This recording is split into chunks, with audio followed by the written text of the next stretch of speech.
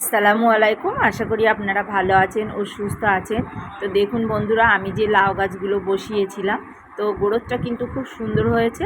তো এখানে যে পাকা পাতাগুলো আছে আমি কিন্তু কেটে দিয়েছি। আর তারপরে দেখুন আমি বাসি ফ্যান নিয়ে চলে এসেছি, দুদিনের ফ্যান, যেহেতু এখন তো দুজনের খাওয়া, অল্পটুকুই ফ্যান হয়। আর যে চাগুলো আমরা খেয়ে থাকি তারপরে সেই চায়ের গুঁড়োগুলো কিন্তু আমি ফ্যানে দিয়ে রেখেছিলাম।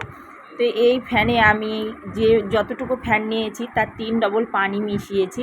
তারপরে দিয়ে দিচ্ছি 1 চামচ হলুদ গুঁড়ো। যেহেতু অনেক সময় ফাঙ্গাস লাগার সম্ভাবনা থাকে, লাউ গাছ যতই পচা খাবার পছন্দ করুক, কিন্তু ফাঙ্গাস কিন্তু শিকড়ে অবশ্যই লেগে যায়, পচা লাগে। এই জন্য অবশ্যই একটু মাঝে মাঝে হলুদ গুঁড়ো বা সাব ফাঙ্গিসাইড অবশ্যই আপনারা দিয়ে দেবেন। তো দিয়ে এখানে আমি দিয়ে দিলাম 3 লিটার। তারপরে দেখুন আমি এখানে দেব আরও কিছুটা, যেটা আছে চাল কুমড়ো গাছ আছে এখানে।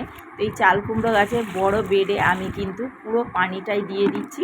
অবশ্যই আপনারা এইভাবে দেবেন। চাল কুমড়ো গাছও কিন্তু প্রচুর খাবার পছন্দ করে, যেমন লাউ গাছ খাবার পছন্দ করে। তো অবশ্যই আপনারা এইভাবে গাছে খাবার